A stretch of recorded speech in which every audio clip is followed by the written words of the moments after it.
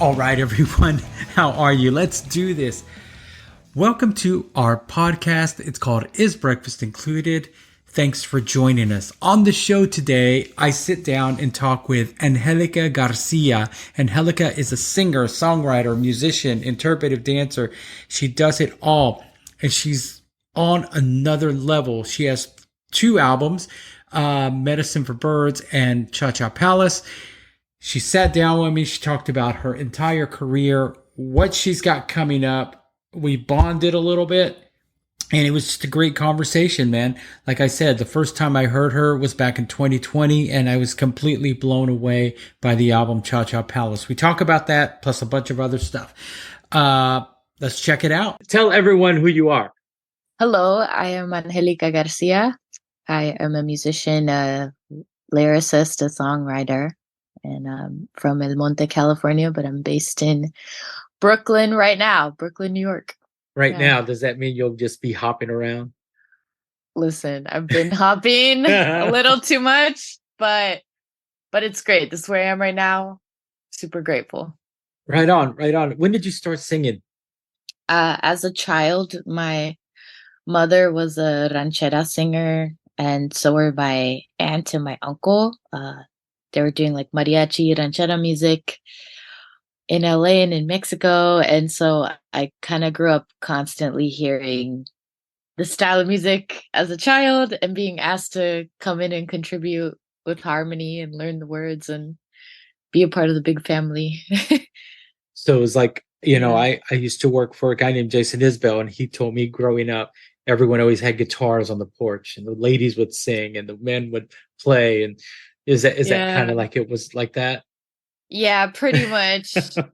I have one Theo in particular that like always showed up with the guitar, and at any family function, any party, even if it wasn't our party, like showing up at other people's parties with the guitar, and it was like we would all come out and sing. Right on. So you've pretty much been singing since you were a little girl. Yeah, pretty much. Yeah. As soon as I could like accompany my mother, like pretty much, yeah. Did you guys Singing sing with her together? all the time? All All the the time. time. When did you start diverting your singing from the like rancheras to, more like, I don't want to say modern, because I was like, like more contemporary music? So I went to this like high school in downtown LA that you like audition to get into, and it was awesome. It was like it was free, but you had to like learn a jazz song and learn an opera song and audition. And so I'd never done that, but I did it for this audition and I got into the school. And that was really cool because that ended up being like the first like non-family training that I had in music. And from there, because I was going to a school like that, I met a lot of kids my age that were super into music. And that was the first time that I think like I had a friend giving me like indie rock mix CDs that he would burn on his computer. And I was like, whoa, this is crazy. Like, I never heard of Pinback. I never heard of like School of Seven Bells and all this stuff. It was cool. Like I think that really started to expand my understanding of music for sure. What did you audition with to get in that school? Oh man, God, some opera Italian aria song called Se ben crudele, and then I think I sang. I had at the other school I was in. I just like auditioned for that musical Footloose, so it's so hilarious. But I did a song from Footloose. Lol. But they were like, your pitch is really good and you sing cantas con ganas. So like I was like, okay, like tight, Yeah. I sucked at reading music, but they're like, it's okay, we got you. No, and listening to your voice, you do that's perfect. Cantas con ganas. That's you sing with desire, like you're fucking in it, dude. Yeah. Oh, thank you. No, we'll get. That's from my mom. That's from my mom. Is it? I was wondering, like, to audition, like, Linda Ronstadt, this great singer, and then she released this album of Mm, mariachi music, and she's always said that music is her voice was kind of made for that music. Like, why yes. couldn't you audition with that? Because you probably fucking blow some minds, you know. Well, I think ranchera definitely feels like the foundation of like I don't even know if this makes sense, but like my ethos as a singer too. Like, Hmm. um, it really started with my mom teaching me as a little girl, and I would sing things for her. Hmm. And it didn't matter if the pitch was perfect, it didn't matter if I knew all the lyrics or the parts. She would stop me in the middle of my singing and go, "No, do it again." And I was like, "What do you mean, mom? Like, I learned the thing. I'm singing it right." She's like, "No, do it again." And I was like, "Mom." And she's like, "I don't believe you. So you need to do it again." Wow. And that just always stuck with me, especially because of like ranchera style lyrics are like so emotional and poetic. And her whole philosophy on teaching me to sing was like, you need to be an interpreter and you need to sing as though you have lived these experiences and they are a part of you. And if people don't believe you, then that's a lost connection. Wow. That's pretty Mhm. deep, man. Yeah, I mean, I didn't understand it as a kid, but like it makes sense. It all checks out. And I think that's why I freaking got in, even though I never did opera or jazz or anything, because it's like, okay, like what's in opera? Like operas are freaking intense. And so I think I was able to tap into that emotional body that my mom taught me. Yeah, yeah, So that kind of helped me through that stuff, even though I didn't technically have training yeah. like that. I just, when you said that, and then I brought up the Ronstadt comparison, dude, you remind me of her a lot. Now that just clicked on me because she had no training either, and went on to sing in these musicals and win awards, and then like the mariachi music. It Mm. just, um, she's a complete badass, and so are you. Well, technically, elementary school talent show. And I didn't even audition because I was afraid. I was scared, and someone, like a teacher, heard me in the hallway. I was like, "You should try," and I was like, "No, I can't." Yeah. But if we're talking like venue or something, when I was 17 and I was going to this high school, same shit. I was super shy. Hmm. But because there's all these music kids, they're like, "Hey, Angelica, you should sing in our band." And I was like, "What? Me? I can't go." Like, my grandma's not gonna let me stay out late. Like all this stuff. Like, ¿a dónde estás? Estoy en un ensayo, mama. Like, I'm good. Like, oh, wait, you're in a car with boys? I'm like, they're my bandmates. It's okay. It's fine. But the troubadour was there was a period when I was 17 and I was in this band with some classmates, and that was like we were playing House of Blues in Hollywood, we were playing the troubadour, the El Rey, and that was a really huge experience for me because it was outside of school or any other kind of like more protected environment. It was just Yeah. like out in LA. And that was the first experience that the little songs that I wrote back then, like people were actually singing them back, and I was like, "Holy crap!" Like this is insane. If it registered with me that it wasn't just like a personal thing that I like to do on my own, but it was also something that people connected to. Yeah. Yeah. Is that when you got the bug? Like, this is what I'm gonna do. I think I think from that point forward, it became very clear that it was going to be a part of my life, Yeah. whether I was too shy for it or not. Like it was going to find me somehow, and I was just going to be doing it. Like it was in me. Right on, man. Um, Mhm. California, Mhm. music school, indie Mhm. rock. Now you're this fucking powerhouse, and then you moved to Virginia. Mhm. What was the shift like from being in California where it's all at to Virginia where it's not at? I'm gonna stop you right there because there's a lot of stuff in Virginia, but I know what you're talking about. But Yeah, I yeah. will say, You know what I no, mean. no slander, no slander. Yeah. But no, I'm just kidding. But yes, I think I really embraced it. I mean, it was this thing where like I was 17 and I had the choice to stay with my abuelos in LA or to go with my mom and my stepdad in Virginia. And I felt too young to stay. Like I didn't feel ready to like take on LA Yeah. like by myself. And I just go to Virginia and it's super rural where we ended up living. It was like a 200-year-old house in this tiny, tiny town with like 3 streets. Um, and it was very shocking, but absolutely beautiful Yeah. because it was everything that LA wasn't. It was Yeah. like being in peace and tranquility in nature all the time, having there was a parish house like we lived on my stepdad is an Episcopal priest, so we like lived on church property. It was like a campus that belonged to the Hmm. church. So we lived in this giant 200-year-old house. Across the lawn there was like this parish house that was like where they would have like church dinners and shit, and but it was empty most of the time, but there was a piano in there, so I would go walk across the lawn to the parish house and just work on music.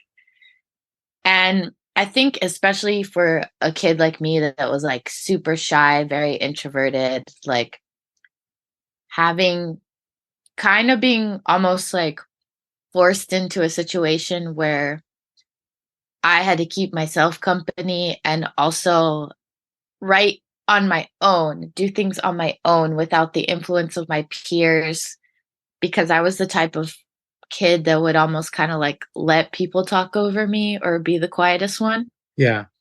And so really being there by myself forces you, like it forced me to really figure out how I was feeling and try things out and not be too shy to be weird or whatever, or just experiment with things. And Yeah. I wrote so many songs in that time period. I think I was there about like 6 years or so. Was that when you first started writing music and lyrics, and or were you always writing?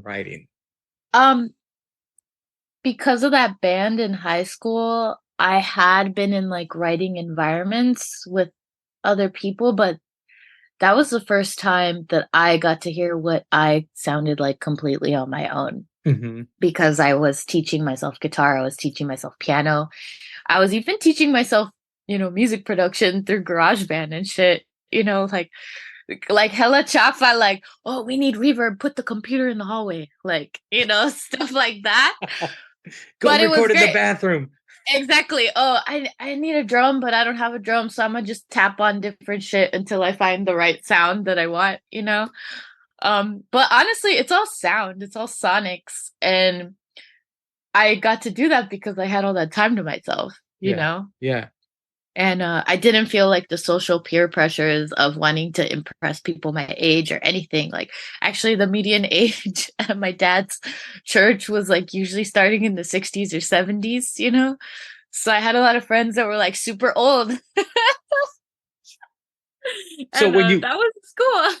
when you said you just started like going like teaching yourself GarageBand, were you just hearing shit in your head and like, okay, this is the sound I'm looking for, this is what I need, and not, oh, I need a snare or I need this, like, were you just like you said tapping, No, or you yeah, it just, was just all sounds and feelings. okay, cool. Is this where you wrote your first album? Yes. Yeah. Yeah. I think I told you before that we started the call, like I did a deep dive into that, and that album is, I was introduced to you through Cha Cha Palace, Mm. and then now I've gone back and listened to that, and that album is, it's all over the place, but in a good way. It's like indie rock, some folk, some alt country, Yeah. some, but my favorite track off the album is Loretta Lynn. Oh, nice. Yeah, where did that song come from? I've always loved writing Uh-huh. and writers. Yeah. Um, And at that time, I was hearing a lot of Americana, a lot of country music because of like who I was around and the part of the world I was living in. And um, I just really resonated with Loretta, like, especially as a woman making music, as a songwriter. And one of my favorite things about writing and studying writing was how writers would flip a perspective. Like not everything has to be written from the me I standpoint. Not everything has to be like talking to someone directly. Like, we have second person, we have first person, we have third person omniscient. Like, and I love playing with that. And I just wanted to play with the idea of sitting with her Uh-huh. and finding the similarities between us and what we were going through. Yeah. Yeah. Um, in many ways, music, like American country music, I should say, reminds me of ranchero music because ranchero music is basically like Mexican country music, right? Yeah. Yeah. So I connected with it on that kind of a soul level because of my upbringing, and yeah, I don't know, I just imagine sitting with her, and that's where that came from. Really, really. It's Yeah. yeah, it's the way you sing it, you actually feel like, when the lines, when I met you, like it kind of, and I was thinking, I was like, I mean, did she meet her? Is this from a conversation they had? You know?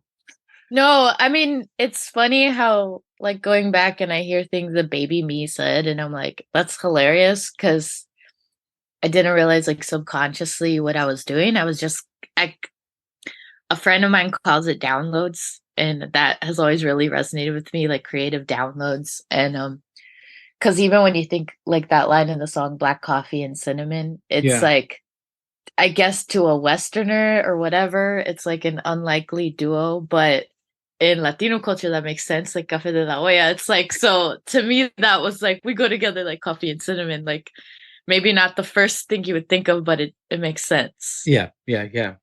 Yeah. It does. You were living in Richmond by this time, right? When you recorded that album?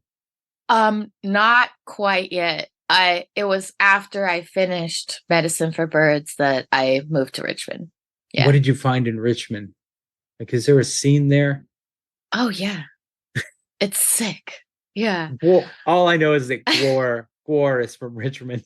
Quar, exactly. There's a photo of one of the guys from Gore, like in full costume, like choking me, and I'm like, "Ah," like Bart Simpson.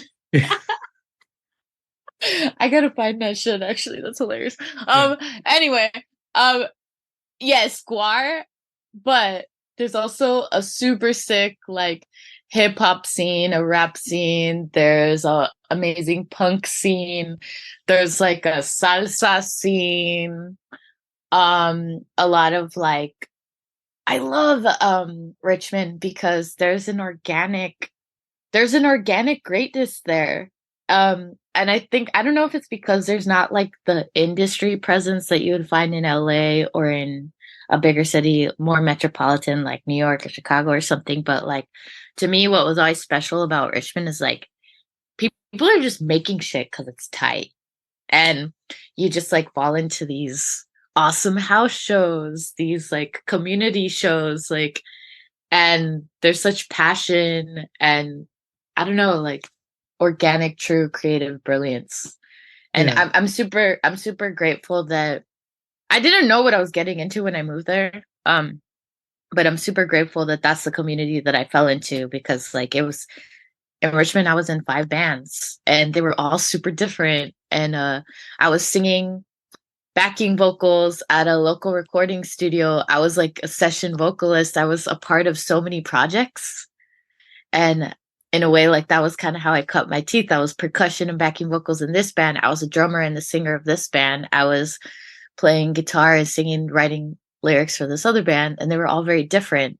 Um, Yeah. And it all was the super. time doing your own thing as well. Yeah, and also I was working at like 2 different restaurants, and everybody worked at restaurants, so it was like a giant pirate ship of everybody's in a band or in a restaurant, and Yeah. or both. Yeah, Yeah, So and also yeah, I wasn't aware of the scene there. And I've been to Richmond many times. super cool. Yeah. So Yeah. now you know. I get it. Like any city, like it's hard. The first places that they tell you to go to are more touristy and stuff, but like you spend a few days there with somebody that's lived there for a long time and you learn so much. So it's Yeah. super cool.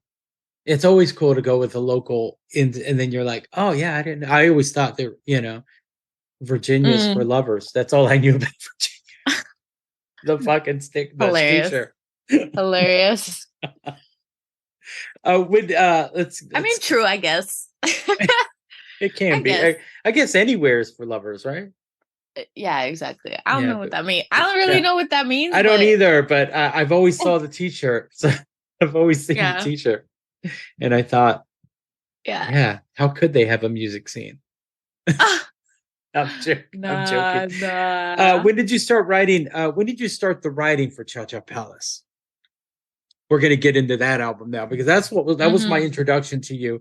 And I Mm-hmm. remember someone turning me on to it and just thinking to myself, like, this shit is on another level.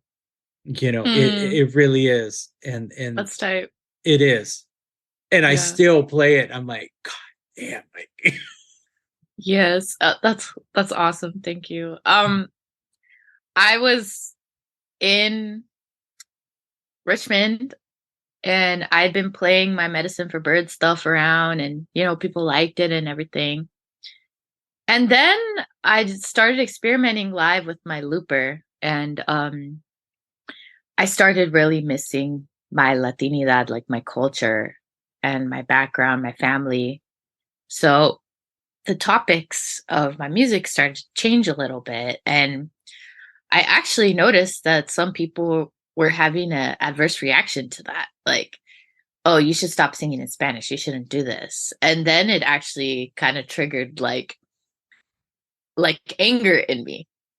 And that's what you hear in Hikama. Like, yeah, and that's when I started going into like, I see you, but you don't see me.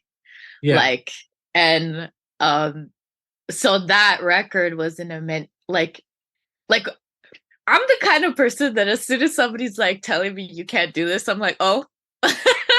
And I think it really inspired me to lean into um that side of myself even more.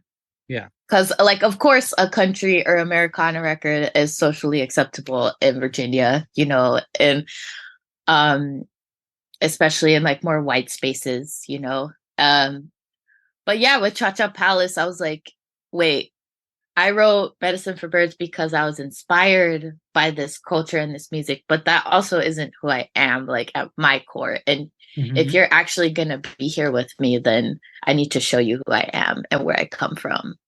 yeah. And it is a very like nuanced, colorful, layered place. And yeah, I'm very grateful. I mean, shit, I even think I'm grateful for that little bit of rage that I had, you know? Well, some folks would listen to Medicine for Birds and then Cha Cha Palace and say you grew up a lot, but I don't think you grew up a lot. I think you almost found yourself.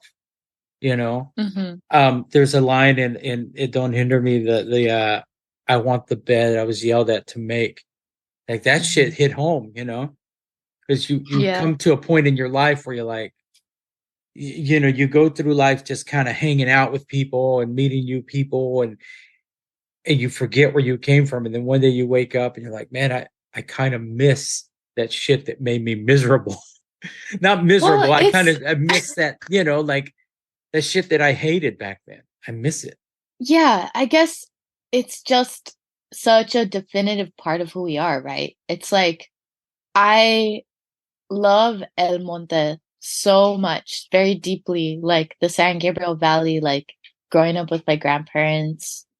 Um, like my mother was super young, so I got to experience her as a parent and also my grandparents as a parent. And I would find that when I was lonely in Richmond or I just felt misunderstood or like I felt like a certain version of myself was seen and accepted, but there was this isolation that I felt because people I didn't feel like my friends could culturally connect to me. And so I guess I would kind of go home and internally try to remember these little details about home. And I think it Don't Hinder Me is like a perfect example of that. Like Yeah. I was trying to imagine like when I'd be in bed at home at the end of the night, I was like, okay, what is it about? What do I love about El Monte? And it'd be like when you wake up and you smell the guava trees in the middle of the night, or like you hear somebody like just driving through the neighborhood like blasting fucking oldies for no reason, or like the dogs are barking because the corn man just walked by and like they're trying to protect the house, like all these little details that I miss so much, and that were so much a part of who I was. And that is what I really wanted to show people in Cha Cha Palace to the best of my ability. Well, you did.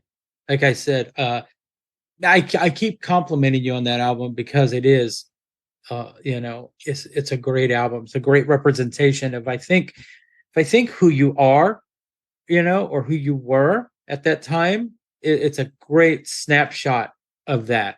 Um, and you can answer this with a yes or no, but also those lyrics come out a little angry politically, you know. I Yeah. don't know if that was a like maybe a subconscious of that album, but Oh, definitely.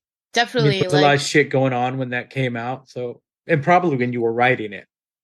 yeah, I mean, I know that when Trump was elected, we were on tour and we were playing in Mississippi. And I was the only person in my band in my touring party that like wasn't white, you know? Yeah, And it just like I think it just really made me want to talk about shit even more. yeah, And and I had great friends that, it wasn't like everybody was a jerk or whatever. It's like I also had great friends that were like there to support me and like, yeah, and I felt like, I guess like I felt like I had to talk about shit. Like if like there's a microphone in front of me, there are people coming to the shows. What am I gonna just like perform the things that make people comfortable, or am I gonna like like that person telling me not to sing in Spanish? It's like you telling me not to sing in Spanish is you telling me not to be who I am. yeah, yeah. Like you're telling me that I can't show up in this way that I want to show up that day. And that's not fucking cool. And I knew there must have been some people that felt that maybe weren't performers or didn't have an outlet like that. So it just like kind of made me feel like this is the time to fucking say everything, you Right know? on, man. Yeah. Um, I was looking up some videos of you. I found your Tiny Desk performance. Like Cha Cha Palace really just fucking put you on in the spotlight. You know, you were on Hmm. Obama's list. You got a lot of great write-ups. Like it's almost Yeah. like, did that catch you off guard to be like, oh Yes. shit? You wake up one day, you're like, everybody knows who I am now. I don't know. Yeah. I mean, it was crazy. Like even that Obama shit was absolutely not planned. I just woke up one day and I had like all these fucking text messages and people were like, "Oh my God, we heard." And my first thought was actually like, who the fuck died? Like what happened? And As and everyone's thought is when you wake up to I that. don't right. So like that shit and I was like, "Holy shit." And yeah, just I remember like going down like best new music, New York Times, and seeing a still from It Don't Hinder Me next to like Beyonce. I was like, what in the world is going on? Like so crazy, but tight. And I would hope that a lot of that, I would hope that the reason that it even got to be there was because of what it was saying. Yeah, I would hope that, you know? I think it Oh, was. I think yeah, that's why I got on that list because the message in that. But that's tight. it is. I Yeah. mean, I don't know what that feels like, so I have to vicariously live through you.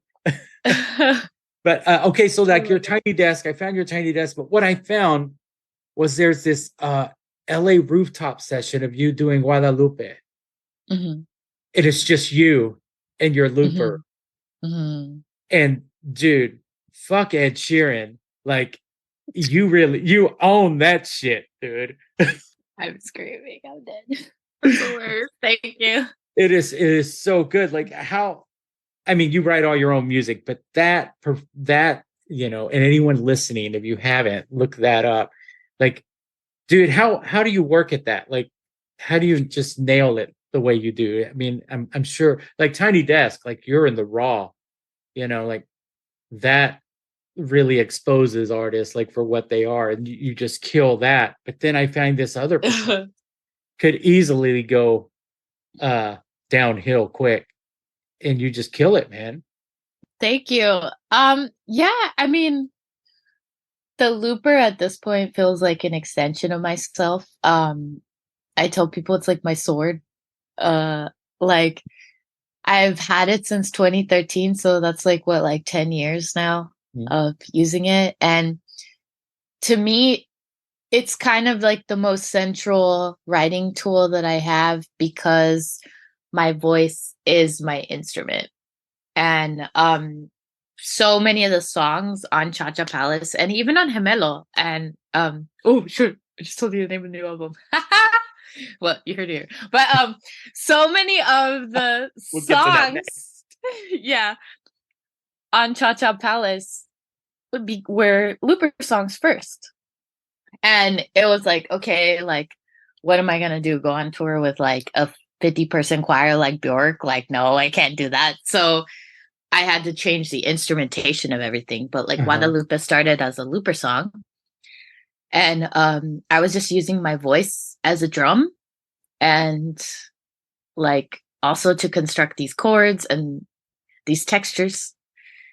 And so Guadalupe is a song that started like that. Trying to think. I Don't Believe in Death started like that.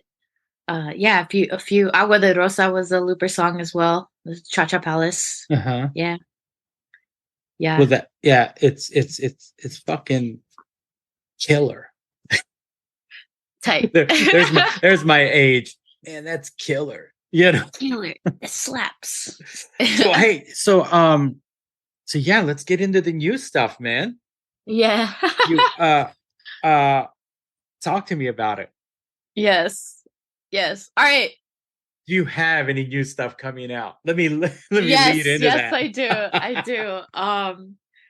The first are gonna drop on October 3rd of 2023. I'm very excited. I'm like everybody's hearing it here first, I guess. Yeah, I'm Thank super you. stoked about the new record. I already said it, so fuck it. I'll just say it again. It's called Gemelo. And it is a very special personal journey to me. Gemelo is the first body of work that I wrote completely in Spanish. Um, there's only one song in English, and it's just kind of like a funny tongue-in-cheek song, almost similar in energy to Karma the Knife. But Gemelo in Spanish means twin, Mhm. and the premise of the record has to do with like we have ourselves in the physical world, navigating life, navigating all these trials and difficulties, but we also have an intuitive self, like an inner self that just knows things. Like, I don't know if you've ever experienced just like you have a gut feeling telling you to do something or telling you not to do something. And Yeah. I was really exploring the connection between these two selves. And especially through periods of grief. Um so yeah, I'm super excited. There are two tracks actually coming out on October 3rd. One is called Y Grito, which has sort of come out, but this will be like the first big release of it. Mhm. And the second song is called El Que, and these songs are related.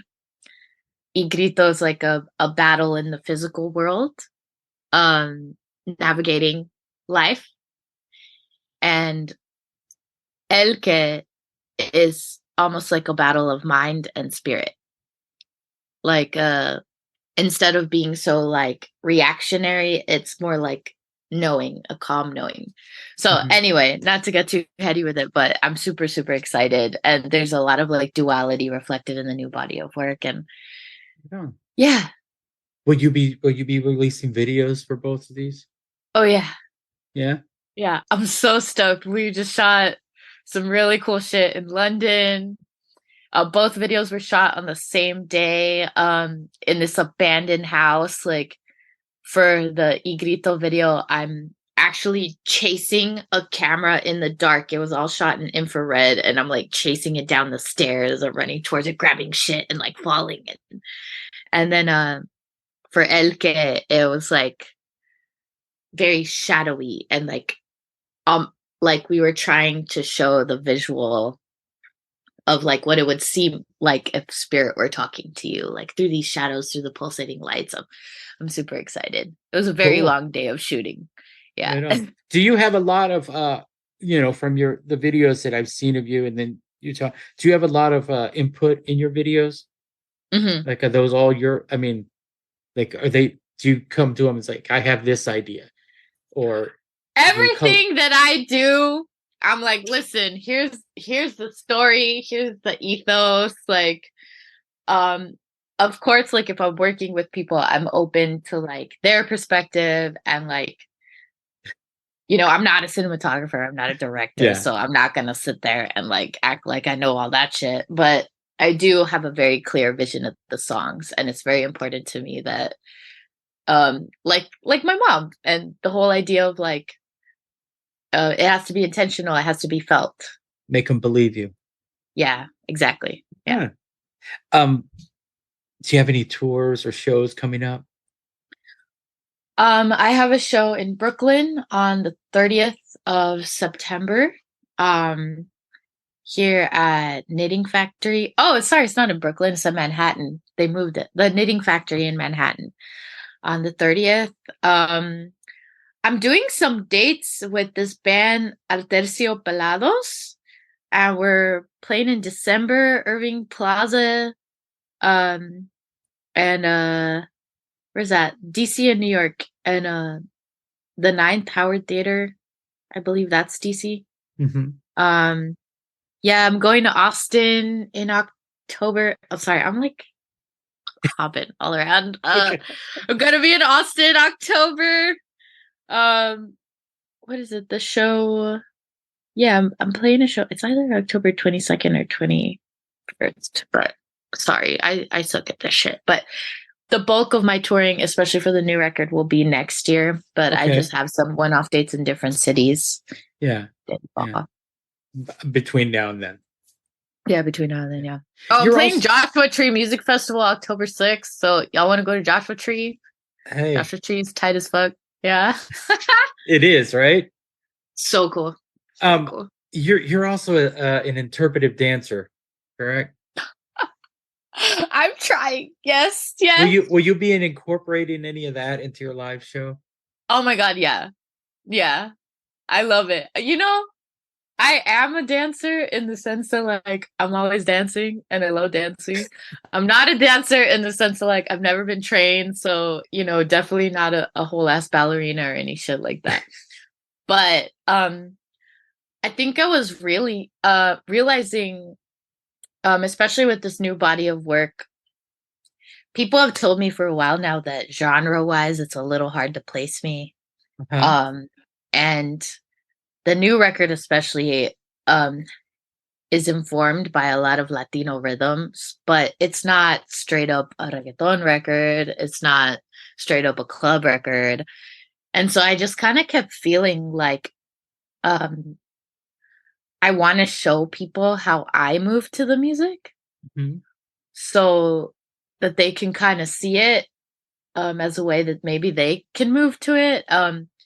El Que, the video for that actually has a lot of dance in it, and I've been super excited because there's so many little rhythms and things you can latch onto and riffs and stuff. So I've been trying to do that more and more every time I play live. Yeah. Right on. Right on. In August, you released El Ritmo. Uh-huh. Yeah. Is that kind of a taste of what we can, or is that completely, Sort was of. that its own thing? Sort of. It was its own thing. That was with my friend Cinego. He's an awesome DJ based in Mexico City. Uh-huh. He's from Bogota, Colombia.